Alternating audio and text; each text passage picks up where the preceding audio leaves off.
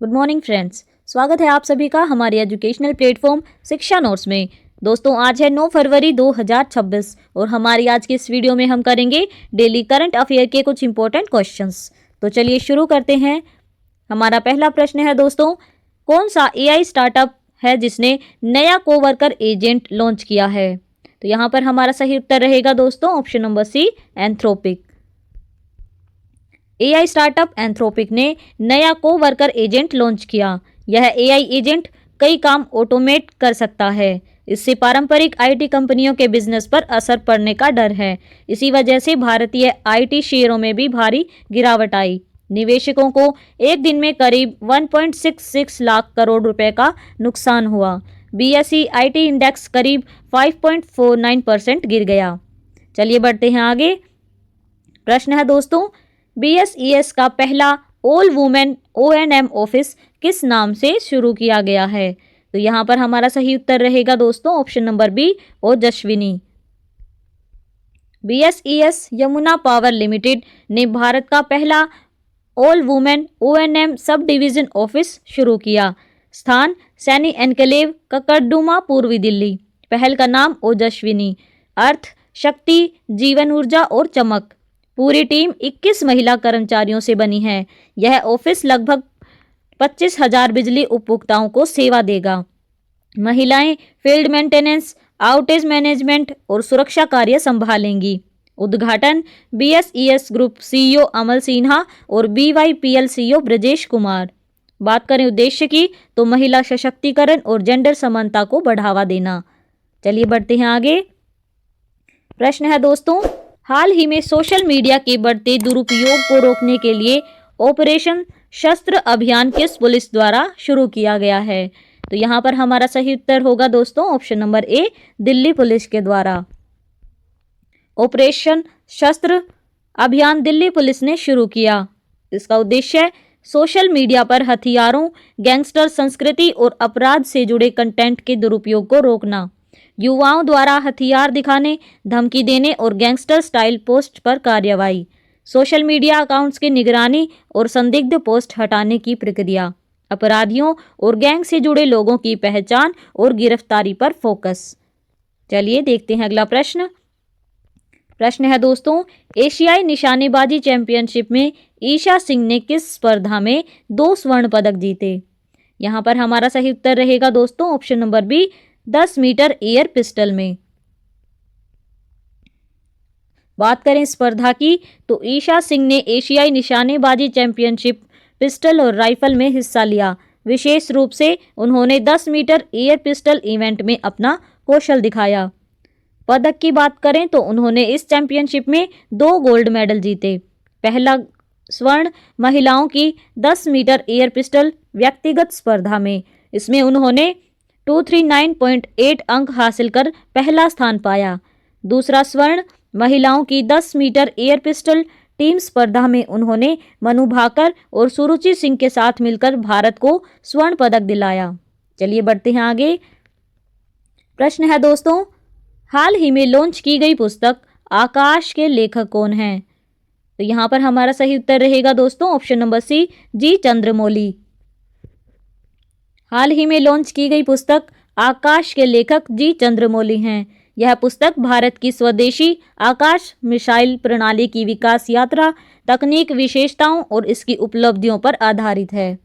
चलिए बढ़ते हैं आगे। प्रश्न है दोस्तों, नीति आयोग ने 2035 तक क्लीन एनर्जी हब के रूप में विकसित करने के लिए किस राज्य हेतु ब्लूप्रिंट तैयार किया है? तो यहाँ पर हमारा सही उत्तर रहेगा दोस्तों ऑप्शन नंबर सी, आंध्र प्रदेश। नीति आयोग ने आंध्र प्रदेश राज्य को 2035 तक एक क्लीन एनर्जी हब के रूप में विकसित करने के लिए एक विस्तृत ब्लूप्रिंट तैयार किया है। बात करें उद्देश्य की तो इसका मुख्य उद्देश्य राज्य में स्वच्छ नवीकरणीय ऊर्जा के स्रोतों को बढ़ावा देना और ऊर्जा के क्षेत्र में आत्मनिर्भरता हासिल करना है। चलिए बढ़ते हैं आगे। प्रश्न है दोस्तों, भारत का पहला 100% बीमा कवरेज वाला जिला कौन सा है? तो यहाँ पर हमारा सही उत्तर रहेगा दोस्तों option number B, Alwar. Alwar Bharat का पहला जिला बना जहां सभी नागरिकों को बीमा कवरेज दिया गया। कवरेज के प्रकार हैं लाइफ इंश्योरेंस, हेल्थ इंश्योरेंस और क्रॉप इंश्योरेंस।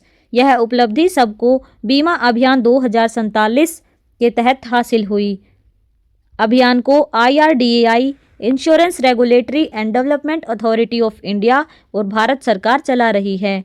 लक्ष्य 2047 तक भारत के हर नागरिक को बीमा सुरक्षा देना। अलवर को पायलट जिला के रूप में चुना गया। चलिए देखते हैं अगला प्रश्न।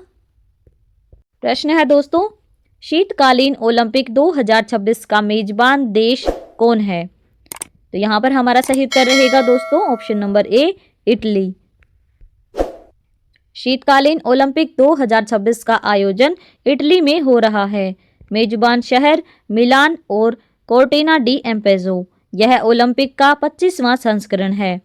आयोजन अवधि 6 फरवरी से 22 फरवरी 2026। उद्घाटन समारोह सैन सीरो स्टेडियम मिलान में हुआ। पहली बार उद्घाटन समारोह 2 शहरों में एक साथ आयोजित किया गया। थीम में इटली की संस्कृति, फैशन और कॉफी को दिखाया गया। कुल खेल विधाएं 16, कुल पदक स्पर्धाएं 116। नया खेल स्काई माउंटेनियरिंग ओलंपिक डेब्यू। लगभग 2900 प्लस एथलीट 93 देशों से भाग ले रहे हैं। महिला एथलीटों की भागीदारी लगभग 47% रिकॉर्ड। भारत से केवल 2 athlete, Arif Mohammad Khan alpine skiing और दूसरे हैं Stanzin Lundup cross country skiing. चलिए बढ़ते हैं आगे। प्रश्न है दोस्तों, हाल ही में सुप्रीम कोर्ट में खुद बहस करने वाली देश की पहली मुख्यमंत्री कौन बनी? तो दोस्तों यहाँ पर हमारा सही उत्तर रहेगा option number B, Mamata Banerjee.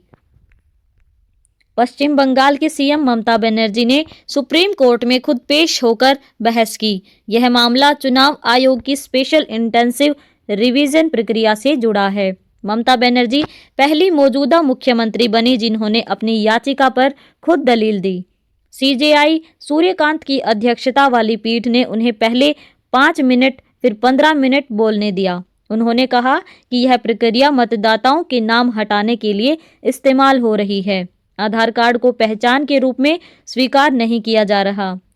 सबसे ज़्यादा प्रभावित महिलाएं, सरनेम बदलने के कारण प्रवासी मजदूर और गरीब वर्ग। चलिए बढ़ते हैं आगे। प्रश्न है दोस्तों, भारत और किर्गिस्तान के बीच संयुक्त सैन्य अभ्यास खंजर 13 का आयोजन कहाँ हो रहा है? तो यहाँ पर इसका सही उत्तर रहेगा दोस्तों ऑप्शन नंबर सी, मीसामारी असम में। खंजर 13 भारत और किर्गिस्तान के बीच 13वां संयुक्त सैन्य अभ्यास है। अभ्यास की अवधि 4 फरवरी 2026 से 17 फरवरी 2026, 14 दिन। आयोजन स्थल मीसामारी मिलिट्री स्टेशन, सोनितपुर जिला, असम। भारत से भागीदारी parachute regiment special forces. Kyrgyzstan से भागीदारी ILB-RIS scorpion special forces brigade. दोनों देशों से लगभग 20 सैनिक भाग ले रहे हैं। मुख्य फोकस की बात करें तो शहरी और पहाड़ी आतंकवाद विरोधी अभियान। प्रमुख प्रशिक्षण sniping, room intervention, building clearance, mountain warfare. चलिए बढ़ते हैं आगे। प्रश्न है दोस्तों, हाल ही में रेडी रेकोनर इन मेडिसिन पुस्तक का विमोचन किस सम्मेलन के दौरान किया गया? तो दोस्तों यहाँ पर हमारा सही उत्तर रहने वाला है ऑप्शन नंबर बी, एपिकॉन 2026 में। रेडी रेकोनर इन मेडिसिन नामक पुस्तक का विमोचन किया गया। विमोचन एपिकॉन 2026 81वां वार्षिक सम्मेलन के दौरान हुआ। एपिकॉन 2026 का आयोजन पटना, बिहार सम्राट अशोक कन्वेंशन सेंटर में हुआ। सम्मेलन की तिथि 29 जनवरी से 1 फरवरी 2026।